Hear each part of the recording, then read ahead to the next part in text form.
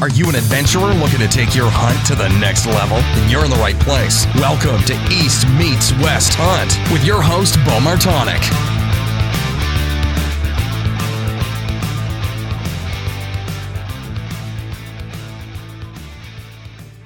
All right, everyone. We're back for another episode of the East Meets West Hunt podcast. And I'm sitting here in beautiful Alaska with John Whipple. Did I pronounce that correctly? You did. Awesome. So John's here with 60th Parallel as the company. And we're sitting here at the Spencer Lake Glacier. And it is a beautiful sight right now. And John and I are both sitting here sipping on some good drinks. What do you got over there, John? I've got a Manhattan that someone made for me, which I wasn't going to say no to, and then a little bit of coffee here. Okay, a little mixture, huh? Yeah, I've got a Manhattan. My upper and my down here. Perfect. Cool. So so this is the first time I met John here, and I'm familiar with some of his work, and I'm sure some other people are with 60th Parallel. I've seen some of the photography work, at least on Instagram, quite a bit, and through Heather's Choice. So why we're sitting here on this glacier, we're not out here for some some retreat other than with the company Heather's Choice. So who John and I are both connected with, and so we're sitting here and at the base of the mountains here, just decided to have a little chat. So, John, you want to tell us a little bit about yourself and who you are? Yeah, you bet. So I live in Alaska. Been here since I was a little kid, and I love hunting, which is what kept me in Alaska.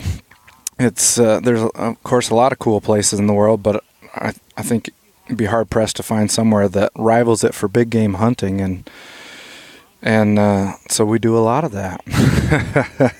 Yeah, that's pretty evident in your work. Right. You do a lot of big game hunting in what can be called the capital of the big game hunting in the world, I would say. Yeah, we're blessed. I try not to take it for granted. I feel like a lot of times if you grew up somewhere, you're like, oh, you don't even notice the things around you, like the mountains or the opportunities that you have. A lot of times it's human nature to take things for granted, and so I make a point of not doing that because we live in an amazing state and the opportunities are boundless. I often get asked by other hunters, so what do you do up there when it's the off season, when it's not hunting season? I'm like, shoot. It's hunting season 12 months out of the year. Like, if you want to get after it, there's stuff to hunt year round. Yeah. There's maybe a little bit of a lull in July. We'll take off some time to go salmon fishing. But for you. But even then, there's plenty of stuff to hunt if you feel like it. And so yeah, it's pretty awesome. Yeah, that's what I was. Brad was just telling me about the black bear season. He's like, oh, it just closed like last week and then it opens up the next day for the next year. And I was like, what? He's like, yeah, it's just basically year round. Yeah, stuff. For black bears up here, it depends on the area. Alaska's big enough that we have it split up into a lot of subunits, but most of the areas you can hunt black bear, it's open year round. There's no closed season. So it's just you hunt all the way up until June 30th, and then once you get into July, it's the new regulatory year, so it's new tags. You start over again. Okay. So you'll get some guys who shoot, they shoot a couple bears in June or 3 bears in June, and then they'll shoot another 2 or 3 bears in July or August. That is crazy. Because it's technically the next year. Yeah, that proves how wild Alaska is from that perspective. So this is my first time in Alaska, and it's an amazing place. I don't even know how to describe it, coming from the lower 48 and Pennsylvania specifically, and being in some of the western states has been awesome, but coming here is just like a truly wild place. And you grew up in this area. You said about 2 hours from where we're at in the Anchorage area, right?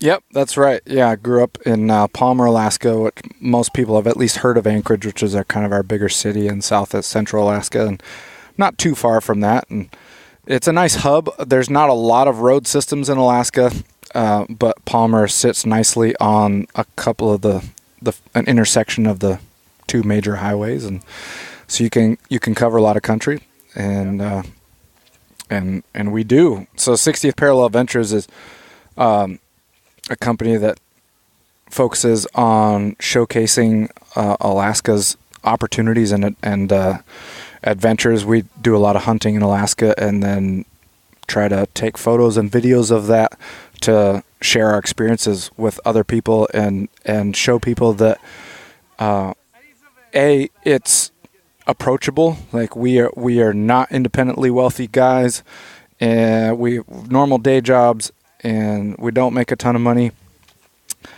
and yet we still do a lot of world-class hunting. And we want to show people that whether you live in Alaska or you're just visiting Alaska, that's approachable, and that's a thing that you can do if that interests you. And plus, we just think there's so many cool life lessons to learn when you're out in the field. Like, that's where we feel rejuvenated. Like, when we get in the field, all the trappings of civilization fall away, right? You get away from all the stresses of life, and things become more simple and more clear, and you kind of find out who you are. Alaska pretty quickly here, I'm tests you, right? It's not rocket science. It's not super hard to be successful up here, but you do have to pay attention, and you do have to do things right. You can get killed, right, if you do things wrong, and you have to work for it. You can't just always hunt out of the truck. You have to get out and load everything into a backpack and hike a ways. And sometimes you're flying in or taking a boat in where help is days away. And so you truly have to be self-sufficient. And we love that, because that really teaches us a lot about ourselves when we get out there. You find what your limits are, and you learn how to push those limits, and you learn how to be self-sufficient and at the same time rely on each other. And I think that's what has drawn me to hunting in Alaska the most, is it shows me who I am and what I'm capable of. And each time you go out, you are tested, and you come back a little bit different. Yeah. Yeah, no, it seems like, and then you have such a variety of terrain, through here, that no matter if you're a local or not, you're going to be tested, each and every time, like you said, when you go out. So from someone to say, like myself from Pennsylvania, is it possible on a working man's budget to, come to Alaska to hunt? It absolutely is, but it depends on how you want to do it. I always say you're going to have to put a serious investment into hunting in Alaska, but that investment can be time, or it could be money. And probably, to be realistic, a little bit of both. But you can, if you want to save money, you can absolutely do that. You just need to be willing to invest a little more time. And of course, the reverse is true. If you don't have a lot of time, you can spend money and get it done, get a jump start on that. But Alaska is absolutely approachable to the working man's budget. It really is. And part of that is species oriented. So there are a couple species in Alaska that you are required to use a guide for, and rightfully so, if you ask me. And that is brown bear and mountain goat, right? Doll sheep. Those species, they want you to use a hunting guide. And the reason behind that is that it's just the learning curve is higher. It's a little more dangerous. For doll sheep and mountain goat, you're in rough terrain, and there's just a certain amount of learning curve there just to be safe in the field and not have life flights to come pick you up when you get in trouble, right? You got to know what you're doing. And same with brown bear. The terrain may or may not be dangerous. The bears certainly are. And so you kind of need to know what you're doing there. And so those can be expensive. To hire a guide, well worth it. They're worth every penny. And we know a lot of great hunting guides up here. But it's certainly expensive and something you've got to plan for, something you you've got a budget and it's approachable, but like anything, you need to set your budget and save up for it. That being said, there's a lot of other species in Alaska that you don't need a guide for and that you absolutely can do on your own. Come to Alaska, do your homework, and just go hunting with a buddy and without a guide. And so before you get into them, I want to make a comment on something what you said about going with a guide. And a lot of times, whether it's on here or that you hear you can do it yourself, all of that, and that's great and that's fine and dandy. But sometimes, whether that's a legal standpoint or it's just smart standpoint to go with a guide, that may require saving money for more time than you would go and DIY. But I don't know if Matt Comment. He's a friend of mine. He's from Virginia, but he comes up to Alaska and BC and some other places to hunt sheep and things. And the way he puts it as, he's an everyday guy, but he goes, you just got to make decisions in your life. You don't need that, that newer truck or different things. He goes, and you put money aside. You don't need coffee at the gas station every morning. And he put it into a simple standpoint on how you can save up to do some of these hunts. And he goes, it's just what you want to make as your priorities. And so if it's something that's really your dream, don't think it's out of your reach because you see that high dollar amount. It may take 5 years plan, to get up to there, but it is possible to anyone. That's absolutely true. I mean, and that's a whole subject in itself. Yeah. Prioritizing life and budgeting. Yeah. Do you need, if you go to Starbucks every day, and are spending $5 on a coffee, do that math, right? That's a lot of money savings if you cut that out and you can shave those dollars everywhere and access some memories that will last forever instead of that coffee that lasts for 5 minutes. Yeah. That's absolutely true. For sure. But there's a lot of experiences that can be had up here for the hunter that just wants to do it DIY and have that pride in doing it all himself. And that's very, very doable. But that hunter is going to have to do some homework. He's going to have to spend some time checking things out. I didn't fully realize it. I guess I've started to become more aware of the differences between hunting in Alaska and hunting in a lot of other places. I took it for granted, having grown up here since I was about 10 years old and having all my hunting experience being in Alaska. This is what's the norm to me. But my hunting partner grew up in Nebraska and Wyoming and has come up here just in the last 8 years or so. And so he has opened my eyes to how differently we do things as compared with a lot of hunting styles down in the lower 48 states, which is what we call all the rest of America. Yeah. The lower 48. And so it's been cool getting to see things through his eyes. And I guess it is true. If you come up here and you're hunting, some folks do road system hunting. That is a thing up here. But for the most part, it's pretty backcountry. You're flying in a little 2-man Super Cub airplane, or you're getting on a boat and going on the ocean or up a river. You're taking ATVs back 50 miles up a trail. You're in remote areas, and so the stakes are just a little bit higher. The weather is extreme in some cases, and there's a lot of animals, and some of them want to bite you. And then just all the normal things that go with being out in the backcountry. You can accidentally hurt yourself one way or another. And so you just kind of have to be on your game just a little bit more. We're not going out just in the evening and sitting on a tree stand or hunting out of the truck is what I'm getting at. Yeah. And so you just kind of got to up your game just a little bit. And it's common sense for the most part, learning first aid, learning how to pack a light pack, learning what to take and what not to take. When you got to carry your whole life in your backpack instead of in the truck. Yeah, you figure out pretty quick what's a priority. You absolutely do. And so that's where shakeout patrols become important, right? You go out and you do test runs, you go camping and take everything with it. And you very quickly learn, I don't need to take that. I don't want to carry that. Yeah. Ounces become important, let alone pounds. Yeah. In the backcountry. That's for sure. But when people ask me, "Oh, I want to hunt in Alaska. What can I do? Where should I start?" There's usually what I'll tell them. There's 3 species that I recommend as your starter species in Alaska. Get your feet wet, get a feel for what Alaska's like.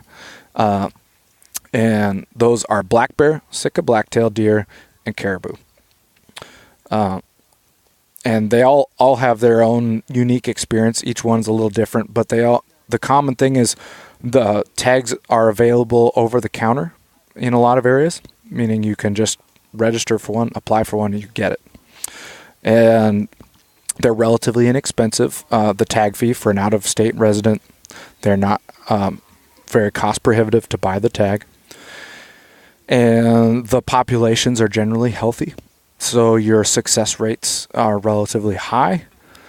And the learning curve on those ones is a notch lower than some of the other species that can be hunted in Alaska. So they're just all around a great way to get your feet wet. And each one has its own kind of unique aspects to it, and why they're fun, or why they're a good way to start. But those are the ones I usually recommend. Okay. And you had said you wrote an article on that.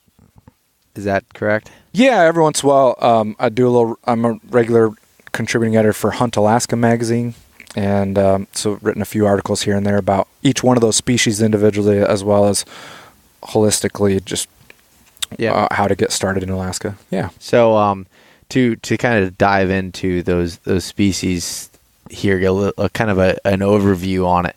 So black bear, I mean, I know obviously from the first standpoint, being able to hunt them at any time during the year is a big deal. But what are some other benefits for black bear, and why would you say that's a good entry, species? Sure. Well, first of all, it's bear hunting, so there's a cool factor. That's always fun, and it's cool that you get a nice hide out of it, and then depending on where you're hunting, you may also get good meat out of it. We eat a lot of black bear up here.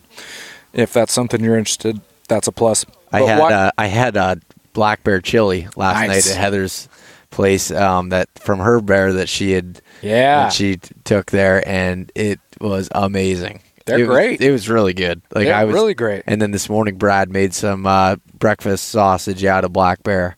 There you go. And again, excellent meat. Heck yeah. But anyways, I keep going there. Sure. So we have a lot of black bears in Alaska. They're everywhere, and so success rates are a little higher. That's number one, right? You don't want to come to Alaska and strike out. That's no fun. And so the chance of knocking a black bear over down is pretty good. Yeah. And cost is pretty minimal because we have black bears across the state.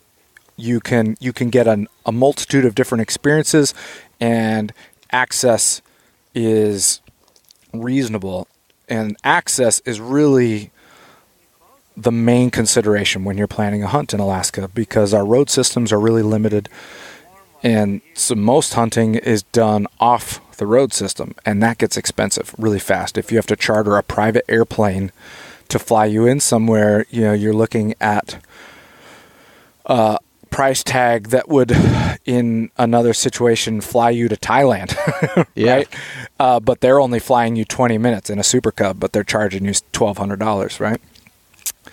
And so with black bear hunting, there's a lot of areas that you can access off the road system and keep your price down. Okay. So that's number one, access. There's a lot of good black bear hunting off the road system, as well as in the backcountry. Then they're, quite frankly, not as dangerous as brown bears. Black bears are less likely to attack you even if they're wounded, right? So the learning curve isn't quite as high. The danger threshold isn't quite as high. You also, from a physical standpoint, they're a little easier to process once they're on the ground, just because a good black bear is say a 6-footer, 7-footer if you're really lucky, right? What is that in pounds? What is that normally? Ooh, good question. Yeah. It depends on if we're hunting spring or fall, because there's quite a swing when they come out of the den. They're pretty lean. By the time they are denning up in October or November, they've been packing on the pounds for sure. But a big black bear is like in the, I would say, the 300-pound range. You can get ones that are bigger. Absolutely, you can. There are those 400 and 500-pound black bears out there, but most black bears are like adult black bears. I would say are between 200 and 300 pounds, and that's doable. You can roll a 300-pound black bear over.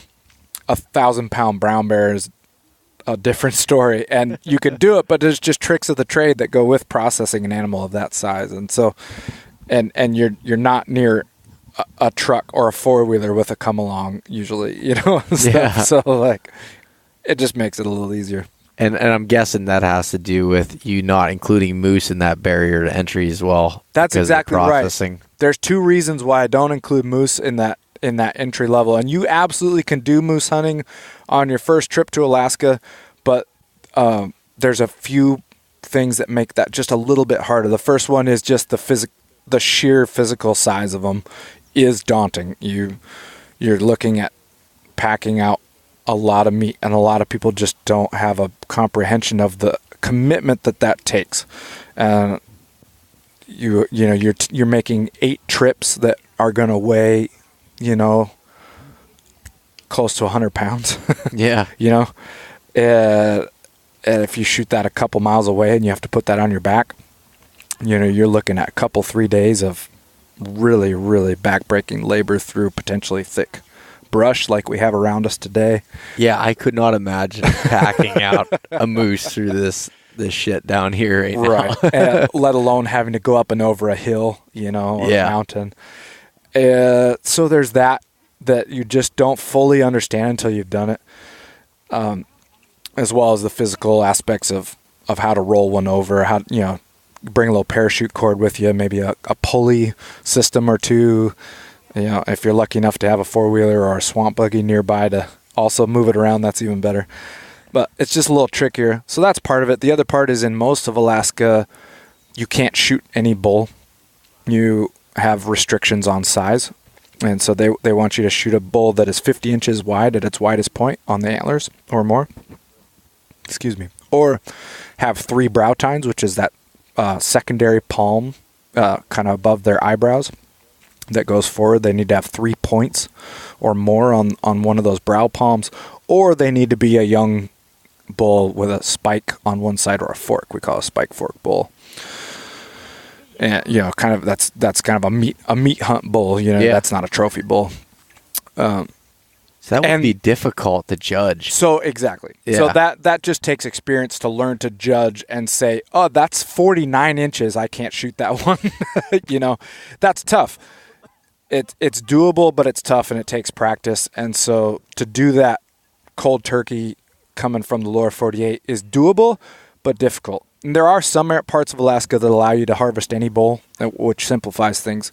But usually either that's a draw tag or it's difficult access-wise and more expensive as a result. So for those reasons, I usually say unless you have a connection with someone in Alaska that's going to go with you or that knows what they're doing and can kind of line you up or can make you aware of these things so you can study them and practice them ahead of time, better to get your feet wet with the caribou, the deer, the black bear. Okay. I gotcha. So Sitka Blacktail. Yeah. What can you tell me about them? They're an interesting animal from looking at them from a pure antler standpoint. They don't look any different than a whitetail deer.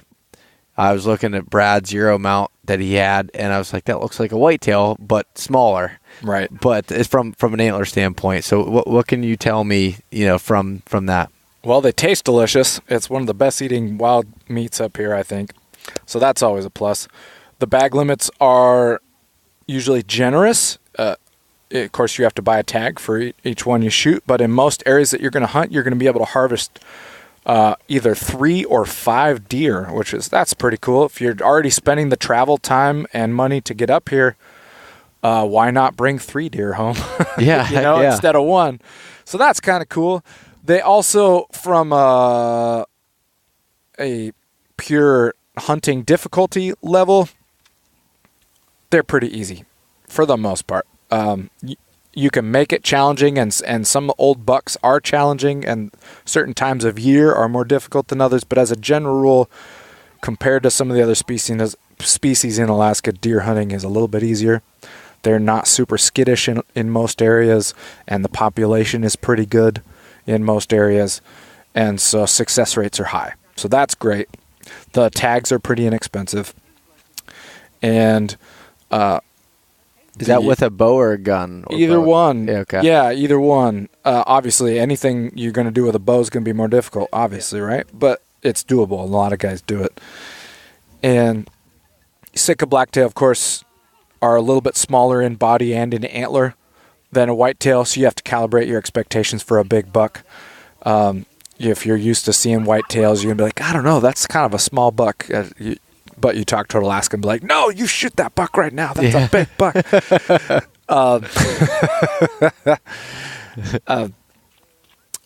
And they're beautiful. They have that white throat patch. And they're kind of got a little bit of a unique look to them that got a little different coloration than a whitetail. They're super pretty, look good on the wall. And the country that you can find them in is beautiful. And so that really is a great way to introduce yourself to Alaska. Of course, hunting deer means you're on the coastal part of Alaska and in the south or southeast. The habitat for deer is pretty limited to Kodiak Island, Prince William Sound, and southeast parts of Alaska, like out of Juneau or Cordova or Yakutat, some of those kind of areas down. So you're not going to find any blacktail around here? Correct. You're not going to find any blacktail outside of Anchorage or in the interior of Alaska. Okay. It's definitely a limited range, very limited range. Yeah. Okay. So moving on from blacktail, then caribou. Caribou. So those are located in most of Alaska. Ironically, not where we are, not the southern part. Mostly the northern parts of South Central Alaska, Mid Alaska, and North Alaska. By far, though, the most of the state has some caribou in it, and we've got quite a few major herds. Some of them are in the 40,000 caribou in a herd, right? Jeez. And the rules for those are a little easier. Usually, if you get a tag for that, it can be any bull. So you don't, unlike moose, you don't have to learn. Oh gosh, does it have 3 brow tines? Yeah. It doesn't matter. If it looks good to you, you can shoot it. Of course, if conversely, as opposed to white or blacktail, where they look too small, if you're used to hunting whitetail and you start hunting caribou, they're all going to look huge. So probably don't shoot the first one you see, because it's probably not huge, even if it looks like it. Yeah. But that's one of the nice things about caribou is they are not tricky to judge as far as for legalities. You can shoot any bull, and they are pretty plentiful. So if you get in a good area, you're going to see caribou. You're going to get opportunities to harvest one. And they're comparable in size to an elk, a slightly smaller in body size. And so it's approachable to process one in the field, for a first timer. You can roll that thing around, you can skin it out, you can pack it out. It's going to be work, but you can do it. Yeah. And there's good, whether you want to get the flying experience and charter a super cub and do the whole camp out, for 10 days and find a trophy bull thing, or you want to float a river, or you want to just drive in your truck along the highway and glass, the hillsides from there. You can do all those things for caribou. Okay. You get quite a range of experience. Huh. Yeah, that sounds like a pretty approachable way to, again, enter Alaska and get into and that side of big game hunting. And how's the meat on caribou? It's delicious. Yeah, it's great. Yeah, there's a lot of it. We eat a lot of caribou. Yeah. Yeah, that sounds great.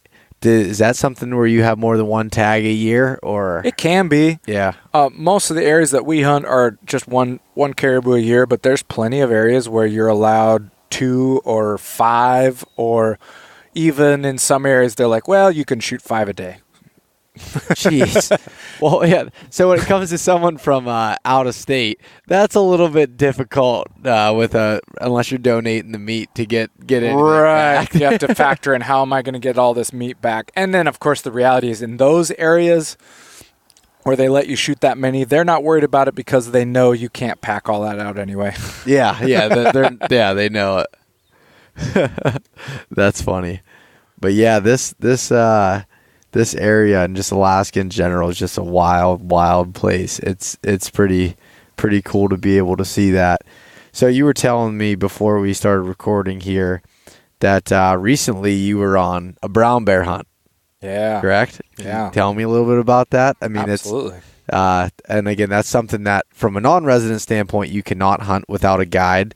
Or is there some other stipulation as far as if you have a relative or something that lives? That's correct. Yeah. If you have a relative that lives in Alaska, say your father, your son, direct relatives like that, that is an Alaska resident, they can act as your guide legally. Okay. Yeah. That's correct. And it's funny how you and I are long lost brothers. Right. Yeah, that is an option if you want to either move to Alaska and become a resident, or if you have family members that are up here, you can take advantage of that. The regulations have changed a little bit in the last couple of years regarding that, and may continue to do so. So you definitely want to check your current regulations on that to make sure you're in compliance with it. But it's definitely a little backdoor loophole that some people can take advantage of, for sure. Yeah. So that aside, let's hear about your hunt that you had recently. Yeah. So, I mean, I love brown bear hunting. I love bear hunting in general. It's probably my favorite type of hunting to do up here. And thankfully, we have a lot of bears and get to do it a lot. But my hunting partner, Casey, I think I mentioned before, grew up in Nebraska and Wyoming. So his dad was a farmer and a welder.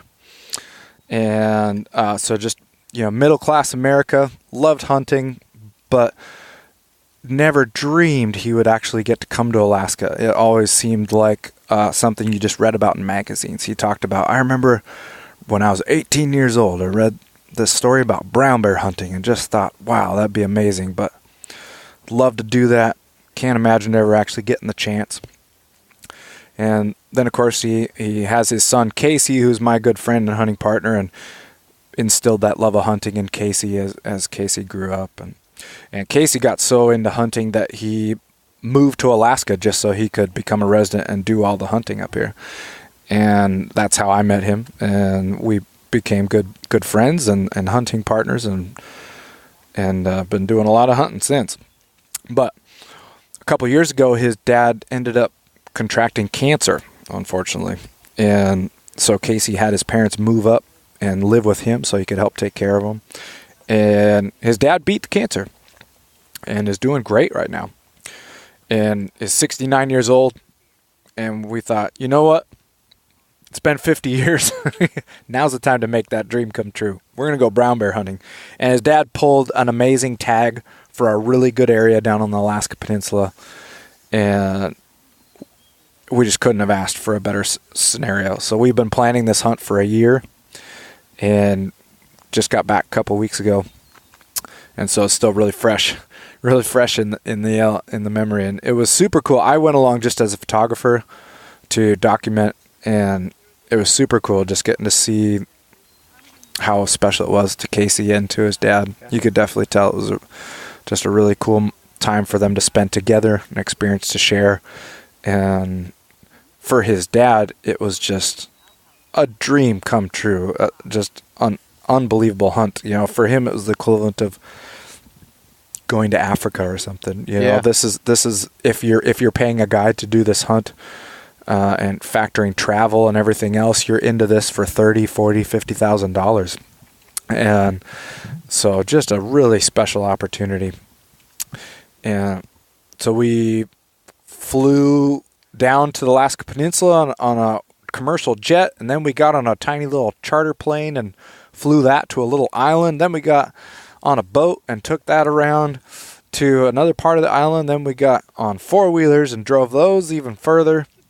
So we are, at this point, 1,000 miles from home, Yeah. It shows how big Alaska is, right. too, Right. And this island doesn't have a single tree on it. It's just open tundra and, It had and one grass. It had one tree. That's true. I showed you a picture of the one tree. There's one tree on the island, which is hilarious. And so it's cool. Even for an Alaskan, it feels like kind of a little bit of another world. Yeah.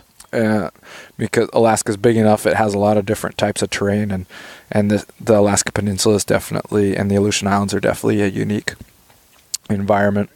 And this is just the island of bears. There are bears everywhere, and there are monster bears on this island.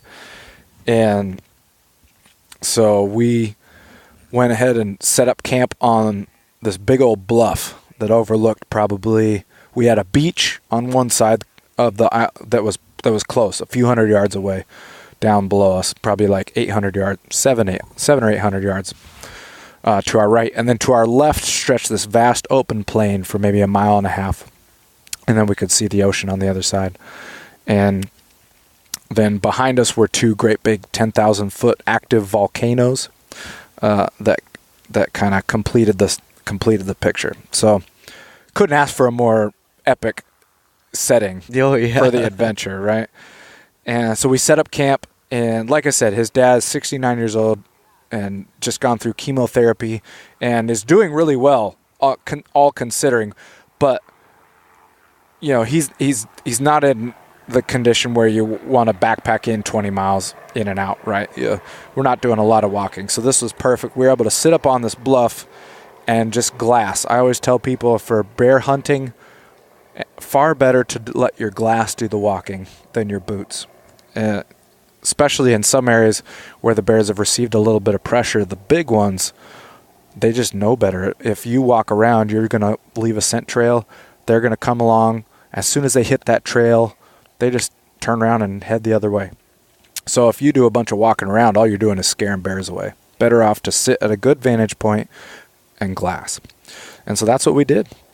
And we saw a lot of bears every day, and that in itself is pretty cool. We were hunting, this is a spring hunt, and so the bears are mating, and so that adds a whole new flavor to things. You see in the boars are posturing with each other, and they're chasing sows around, and sows are going and some of them are trying to find the boars, other ones are playing hard to get, and this boar will come up to them and they'll swat at them, Yeah.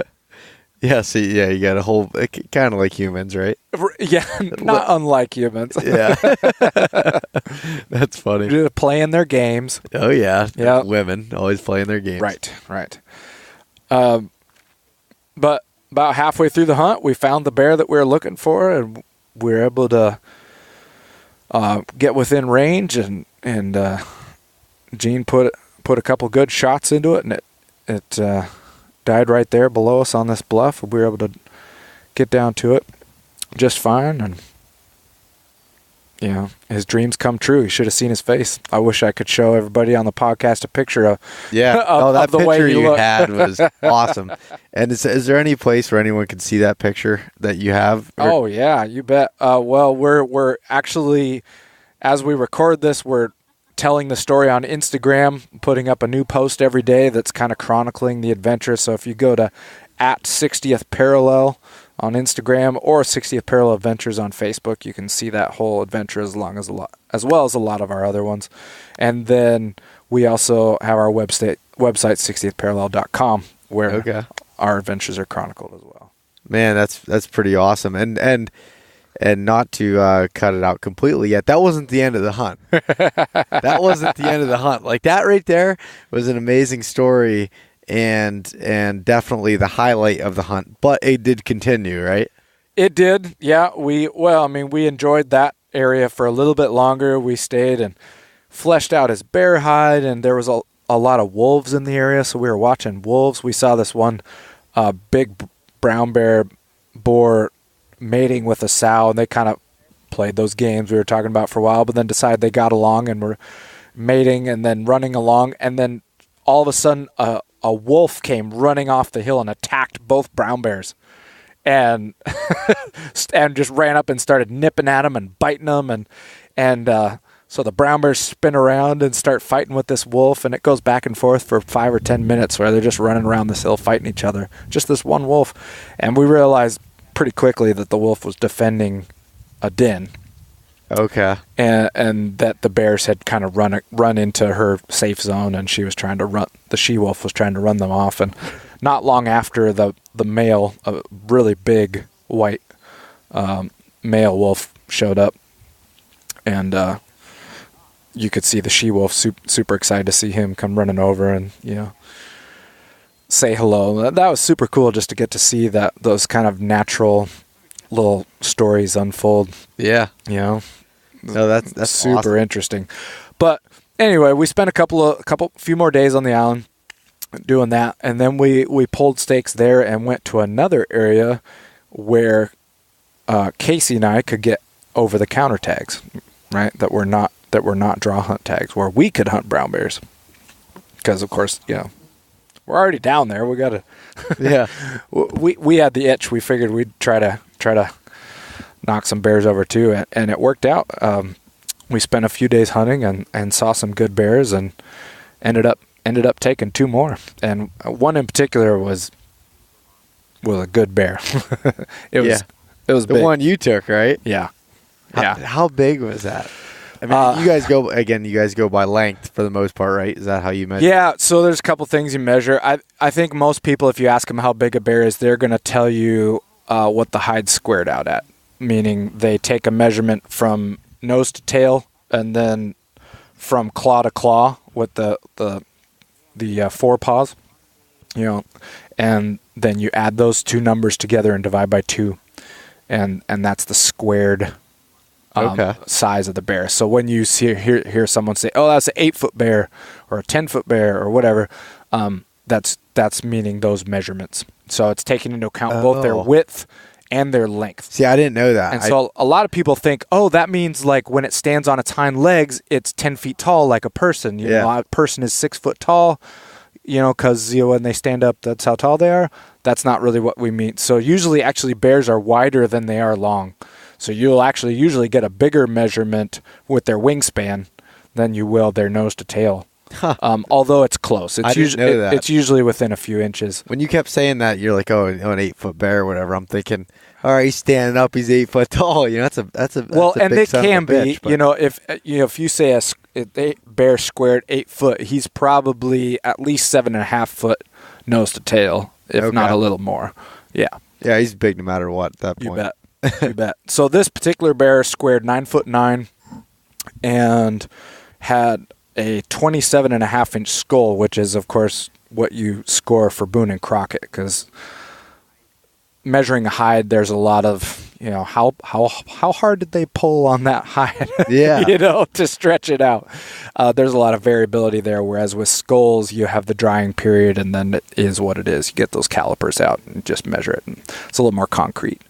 And so it measured 27.5 inches. So for those guys who keep track of that sort of thing, the awards period at Boone and Crockett is 26 inches, and the all-time is 28. So it was right in there. Wow. Yeah. That's huge. Yeah. Man, that's pretty awesome. Again, you were on the train ride down here. We had a nice little train ride to the Spencer Lake here, and you were showing me the pictures from that hunt, and they were freaking gorgeous. So I definitely tell everyone to go check out the 60th Parallel on Instagram and 60th Parallel Adventures on Facebook. Is there anywhere else where we can find some of your guys' photos and just some of your work all together? Well, of course, our website, 60thparalleladventures.com, and then we do work with a few different brands out there, so you might see some of our work peeking up every once in a while with Vortex Optics. We work with them a lot. We love those guys over there, Sitka Gear, Heather's Choice, of course, who brings us together here today.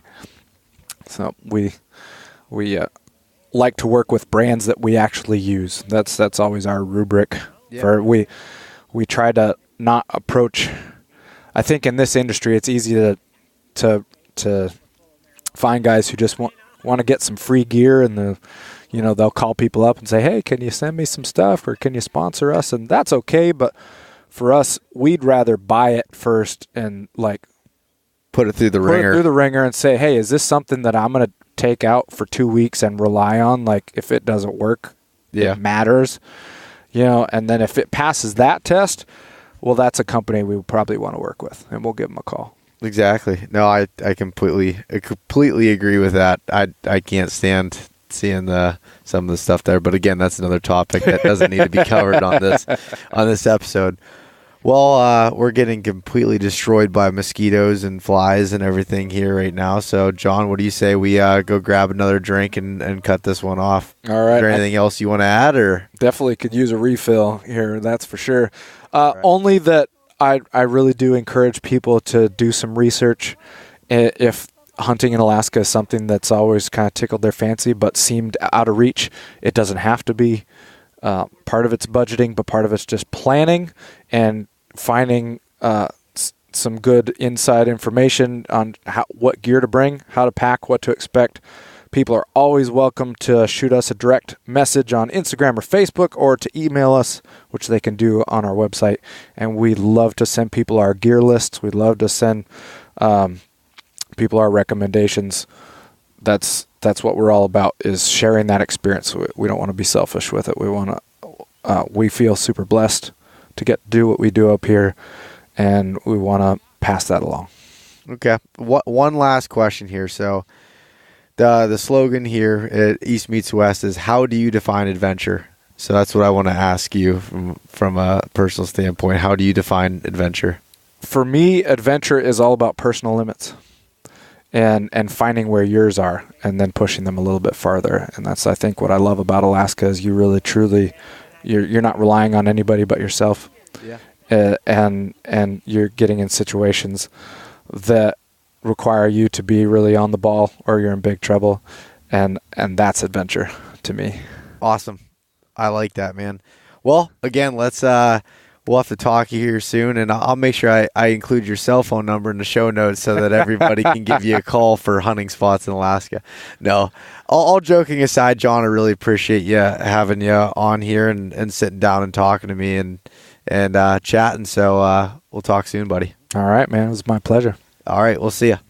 Thanks so much for listening to this episode of East Meets West Hunt with your host, Bo Martonic. For more great content and to stay up to date, visit eastmeetswesthunt.com, Facebook at East Meets West Outdoors, and Instagram at East Meets West Hunt. If you enjoyed today's episode, please review and subscribe, and we'll catch you next time.